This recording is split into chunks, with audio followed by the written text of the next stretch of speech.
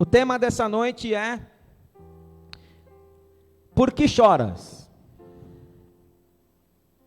Por que choras foi a interrogação. Por que choras foi a interrogação de Jesus para Maria. E tem sido também, nesse tempo que eu estou vivendo, a minha interrogação para a minha filhinha Zoe.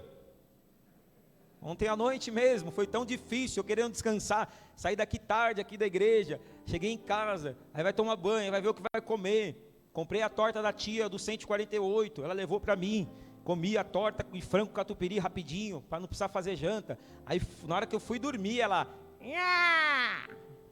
E eu falei para ela: mulher, por que choras? E falei para outra mulher também que estava lá, falei: leve essa mulher daqui agora. Duas mulheres se entendam lá na sala. Aí sabe o que elas ficaram fazendo? Ligaram a televisão, colocaram um louvor, que ela gosta da Gabi Sampaio, 4 meses, completou 4 meses ontem, e já gosta da Gabi Sampaio, louva junto e tudo.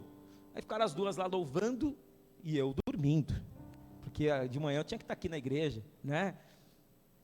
E me veio muito forte isso, porque Jesus encontra com Maria, primeiro os anjos, e os anjos falam assim, a pergunta: por que choras? E ela continua chorando. Agora, pensa comigo, se era para ela continuar chorando nesse momento, né? Porque eu vou falar sobre o choro hoje, e a gente vai quebrar paradigmas do choro hoje aqui. Mas, num primeiro momento, se a gente for analisar, ela estava conversando com um anjo e chorando. Por que ela estava chorando? Porque ela achava que Jesus tinha prometido que ia ressuscitar, e na verdade já era domingo, e ela estava na porta do sepulcro, porque foi a única que teve coragem de ir lá, Maria Madalena, aquela mesma que foi pega em adultério, ia ser apedrejada, e Jesus livrou ela. A partir daquele dia a vida dela mudou, nunca mais ela pecou, seguiu Jesus até o último dia de Jesus na terra, e depois também se tornou uma discípula muito fiel ao Senhor. E de prostituta que era, de adúltera que era, agora ela foi a primeira que viu Jesus ressuscitado. Olha como Jesus transforma a vida de uma pessoa. Olha como Jesus, ele pode realmente ter intimidade com aqueles que querem ter intimidade com ele, com aqueles que querem andar com ele. E aí então, ela conversa, ela dialoga com o anjo, mas mesmo assim chorando. Aí eu pergunto: meu Deus, se ela chegou na porta do sepulcro, e ela agora, ela vê anjos, Deus dá a capacidade dela ver anjos, ela começa a conversar com os anjos, por que ela não parou de chorar? Porque na verdade para ela, não tinha aquela experiência, ela não percebeu onde ela estava, ela não percebeu o ambiente que ela estava, mas ela já estava em um ambiente sobrenatural. E talvez você entrou aqui, nessa noite, você não sabe onde você está, mas você está em um ambiente sobrenatural. Talvez você entrou aqui com muitos problemas, mas eu quero te dizer, hoje Deus vai começar a dar respostas para os seus maiores problemas. Você vai sair daqui nessa noite, se você crê, com respostas para os seus maiores problemas. Quem crê nisso? Ou seja, você já está em um ambiente que o teu problema pode ser resolvido. A Maria conversando com o anjo, você está conversando com um anjo, você não crê que Jesus já ressuscitou? Se o anjo está aqui, é um grande sinal que o que ele falou era verdade e já está se cumprindo. E Deus vai começar a dar sinais muito claros na tua vida do milagre que ele vai fazer. Deus vai começar a dar sinais muito claros que a tua vida vai mudar em todos os sentidos. Você vai estar chorando e Deus já vai estar mudando. Ela não percebeu. E aí os anjos falam: mulher, por que choras? Ela: porque eu não sei quem roubou o corpo. Olha o que estava na cabeça dela, né? Parecia que ela morava em Diadema, né? Não sei quem roubou o corpo. Ou em Osasco. Eu não sei quem roubou o corpo, né? Ao invés dela pensar: caramba, se o corpo não está aqui, quer dizer que ele ressuscitou. Não, estou aqui porque eu quero saber quem roubou o corpo. Não, você não está entendendo. Quem está falando com você é um anjo.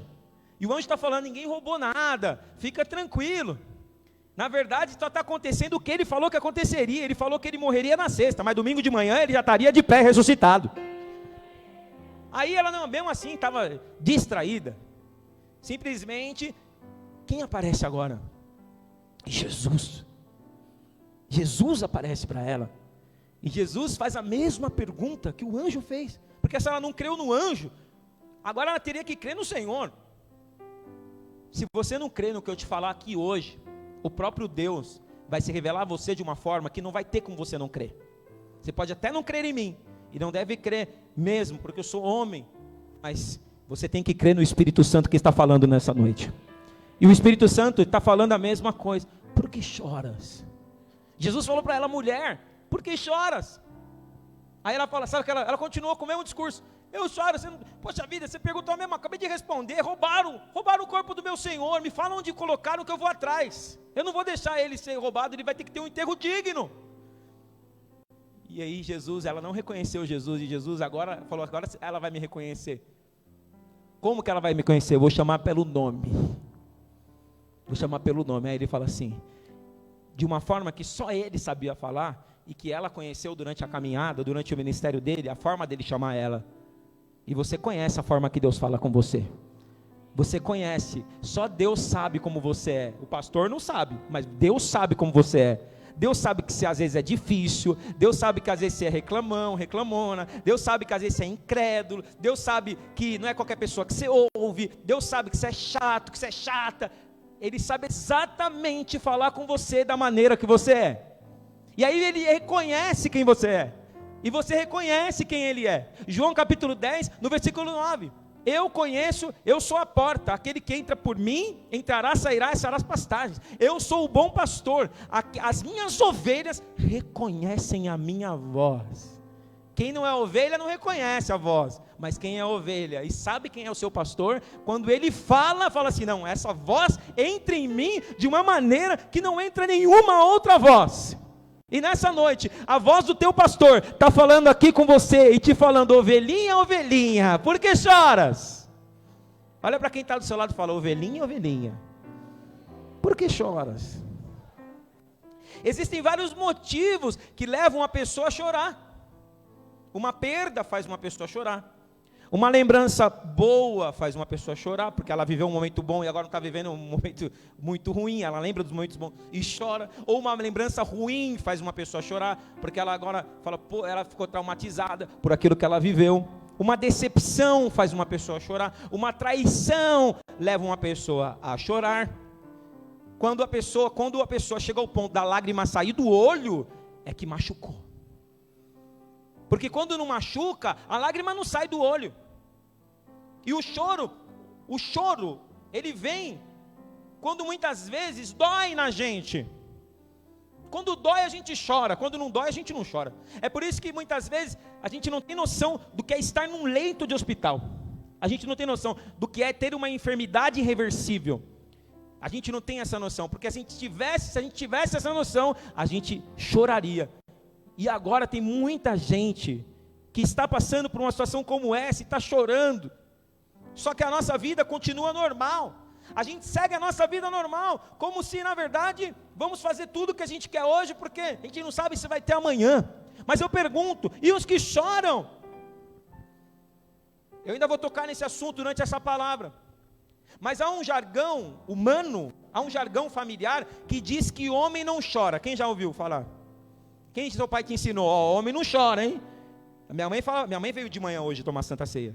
Minha mãe falava assim para mim, quando alguém te bater na rua, se você entrar chorando, eu te dou outra surra. A minha mãe é baixinha, mas é brava. Aí, a primeira vez que eu fui brincar na rua, aí um moleque veio e me bateu. Quando eu estava indo para casa, chorando, eu lembrei, falei, vou apanhar de novo. Voltei, fui lá, arrebentei o moleque, quase matei ele. Aí depois a mãe dele foi lá reclamar com a minha mãe. E aí virou um furdúncio. Que família violenta, né? Misericórdia. Até falei hoje de manhã. Porque chorar para nós é o quê? Demonstração de fraqueza. Quando você vê alguma pessoa chorando, né? A pessoa é uma demonstração de fraqueza, ou é uma ferida que está aberta, ou uma situação mal resolvida, ou uma tristeza profunda. O choro, então por isso que fala, o homem não chora. Só que eu aprendi que homem de Deus chora. Homem de Deus chora na presença de Deus quando sente o Espírito Santo. Homem de Deus chora quando está louvando ao Senhor. Homem de Deus, ele chora. Por quê? Porque o coração dele já está arrebatado pelo Senhor. O coração dele foi transformado. Então quando a gente chega perto de Deus, o coração que era duro, agora já foi transformado em um novo coração. E eu sei que Deus, Ele está trabalhando no teu coração, porque a falta de choro também é insensibilidade. Uma pessoa que acontece às vezes coisas, não estou falando para você chorar por tudo, mas acontece coisa muito grave, a pessoa ela não consegue nem chorar, se tornou uma pessoa insensível. Mas Deus vai colocar nessa noite essa sensibilidade nos nossos corações, porque o choro não é ruim, o choro é bom. Em muitas ocasiões o choro é bom, o choro não é ruim. Aliás, a nossa primeira atividade quando nascemos qual é? Ou a criança já nasce dando uma gargalhada. Primeira atividade de qualquer ser humano quando nasce é chorar. Faz parte da vida do ser humano. Então qual que é a primeira atividade da vida de qualquer ser humano? E se for palmeirense, mais ainda. Agora estão felizinhos, né? Até fevereiro estão felizes. A atividade da vida de qualquer ser humano começa com o choro. O choro faz parte do meu crescimento, o choro faz parte do meu desenvolvimento. Então, se você está passando por lutas, se você está passando por situações, você fala, pastor, eu estou chorando por dentro. Você vai crescer com essa situação. Deus te trouxe aqui para te dizer que esse choro não vai te matar, mas ele vai te desenvolver, ele vai fazer você crescer. A mãe, às vezes, precisa falar um não para um filho, ele vai chorar. Porque a mãe que não fala não para um filho, só para ele não chorar, depois ela vai chorar mais para frente quando ele ficar adulto, porque ele não vai estar preparado para encarar as dificuldades da vida, para encarar as intempéries da natureza e os ciclos da vida. É importante o não, assim como o não de Deus. Quantas vezes a gente fala, Deus fala comigo, aí Deus fala, a gente fala, não, Deus fala comigo, é o diabo, sai diabo na minha vida. A gente acha que é o diabo que está falando, mas não, é Deus que está falando, porque nem sempre Deus fala o que a gente quer ouvir, mas Deus fala o que é bom para nós, o que vai nos trazer crescimento, e ainda que o que Deus está falando me faz chorar hoje, eu vou confiar, porque eu sei que lá na frente vai fazer sentido. Talvez hoje você está chorando e não sabe por quê. A pergunta de Jesus para você hoje é a mesma que ele fez para Maria Madalena, mulher, e quando está falando mulher aqui, nessa palavra está incluindo mulher e homem. Homem não, mulher, por que choras? A pergunta de Jesus, mulher, por que choras? E aí, às vezes a gente está chorando sem motivo, quando na verdade a gente tem muitos outros motivos para chorar. Há uma estatística que 800 mil pessoas por ano se suicidam. 800 mil pessoas por ano se suicidam. A cada 40 segundos no mundo morre uma pessoa de fome. A cada 3 minutos no mundo uma criança morre de câncer. Aí a gente pergunta, será que estamos chorando por motivos verdadeiros, por motivos plausíveis? Será que não estamos chorando por coisas que, na verdade, nós deveríamos confiar? Tem coisas que tem que chorar. Na verdade, nós estamos vivendo um tempo em que Deus nos convida a prantear. Deus nos convida a chorar. Chorar por esse mundo que está se perdendo. Chorar por esse mundo que cada vez mais está longe de Deus. A Bíblia cita um versículo lá em Romanos, no capítulo 12, no versículo 5. Chorai com os que choram. O menor versículo da Bíblia, João capítulo 11, versículo 35, Jesus, por que Jesus chorou?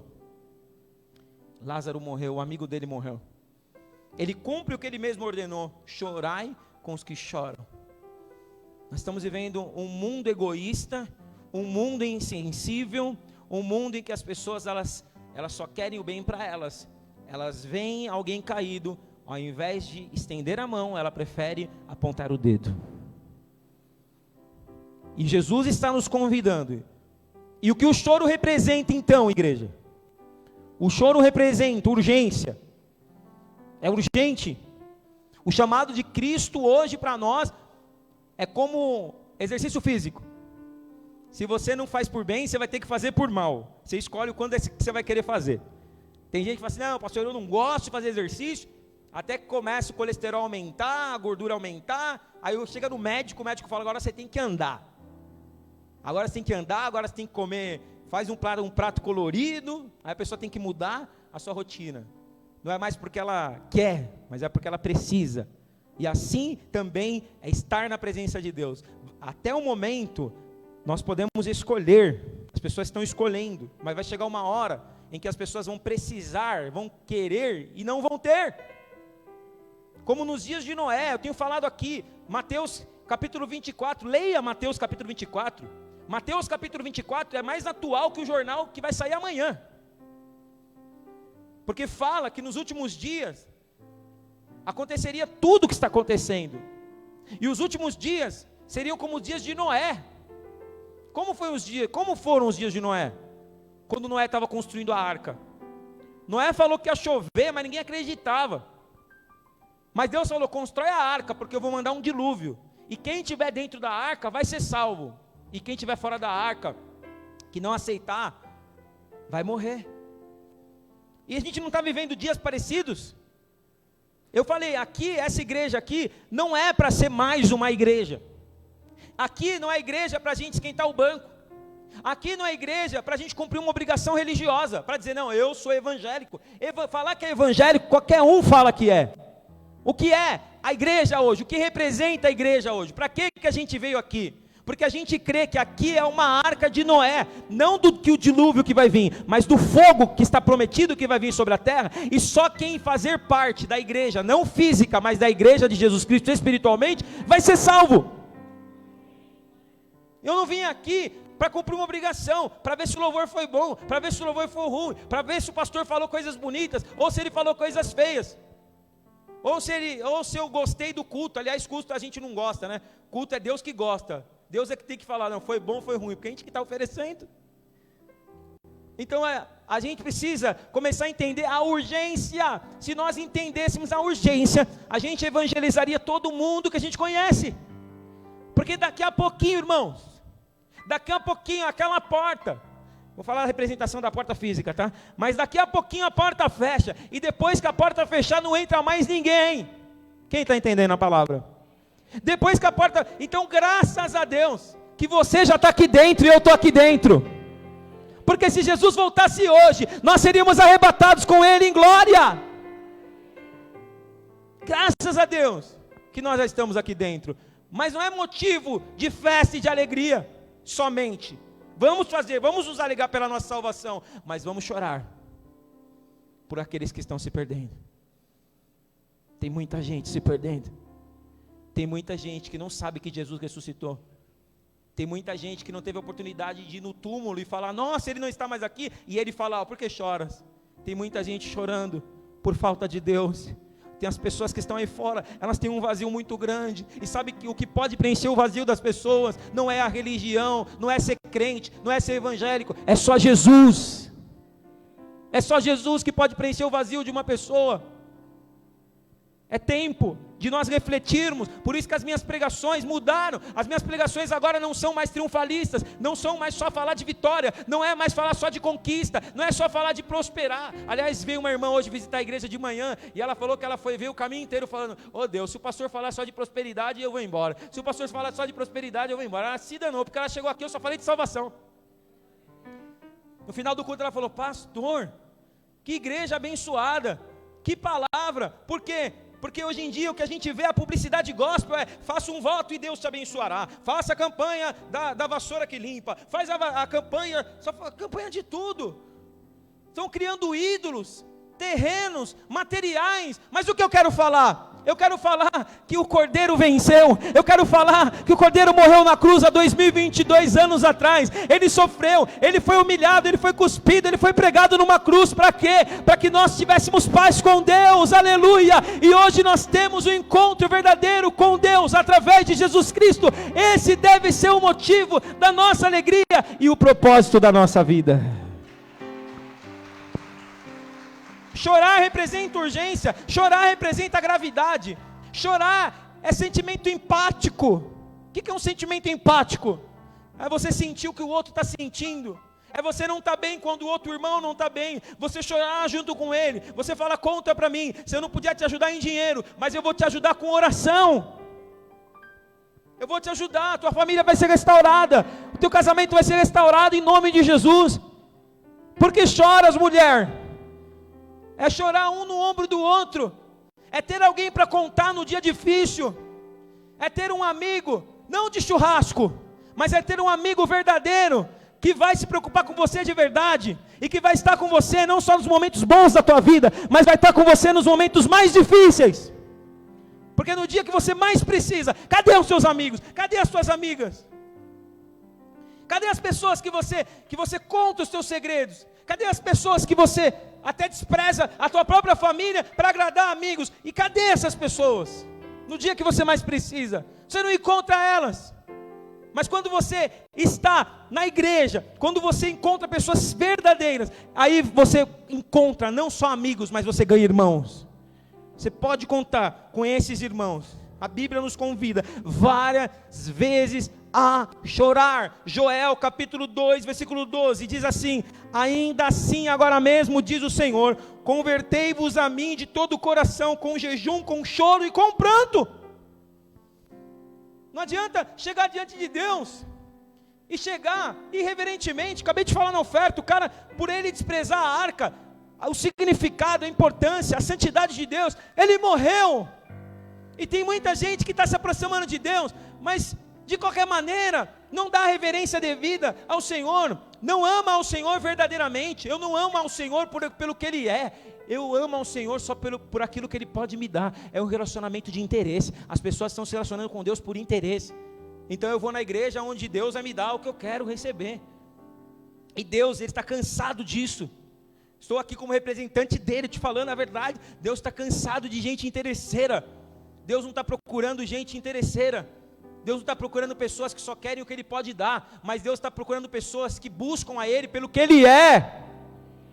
E é o que nós estamos fazendo aqui nessa igreja, buscando a Deus pelo que Ele é, como diz o louvor, porque se Deus fizer, Ele é Deus, mas se Ele não fizer, Ele continua sendo Deus. Se fosse você, aplaudir ao Senhor em nome de Jesus, porque Ele é Deus.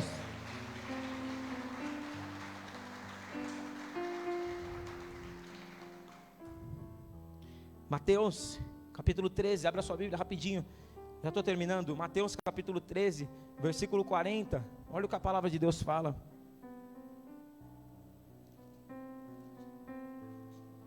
Mateus 13, 40 a 43, olha o que a Bíblia fala, olha o que a Bíblia vai dizer, olha o que a Bíblia nos ensina.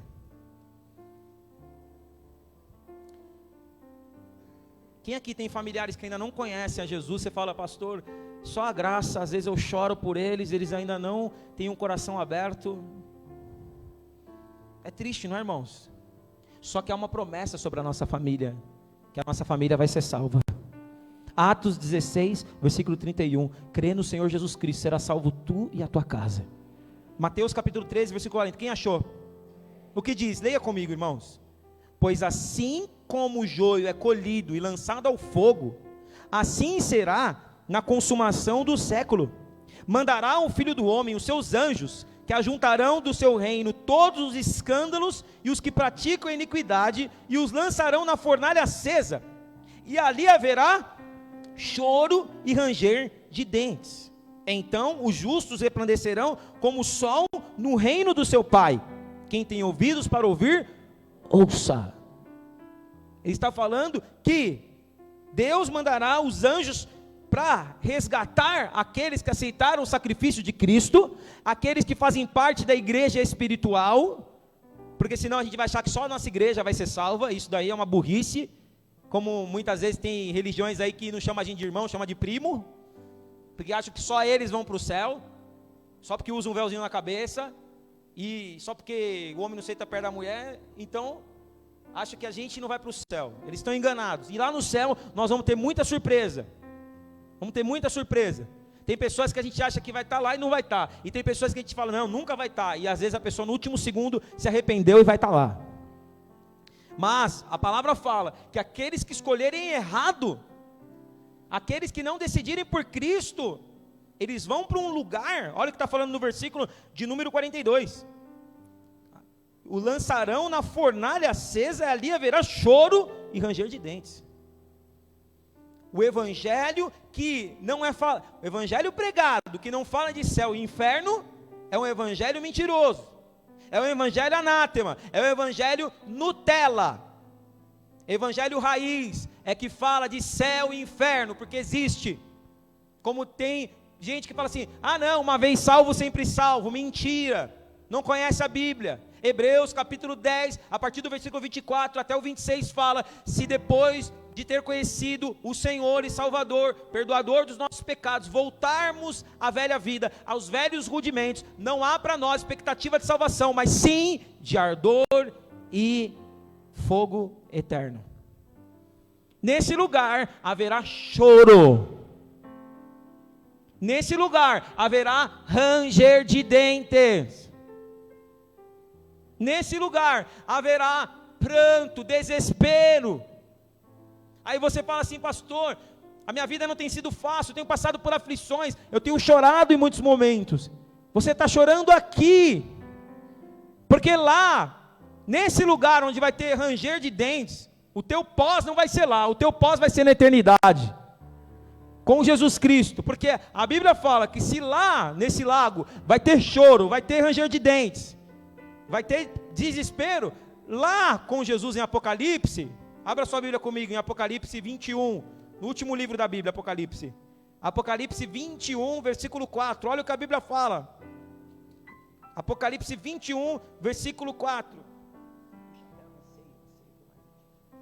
Apocalipse 21, no versículo de número 4. Se de um lado vai ter choro, se de um lado vai ser pranto, se de um lado vai ser lamentação, do outro lado, que é onde nós vamos estar, se nós realmente andarmos na presença do Senhor até o fim das nossas vidas, se nós recebermos a Jesus como único Senhor e Salvador, se nós fazermos parte dessa igreja que vai subir, Apocalipse capítulo 21, versículo 4, leia: e lhes enxugará dos olhos toda lágrima, a morte já não existirá, não haverá luto, nem pranto, nem dor, porque as primeiras coisas já passaram.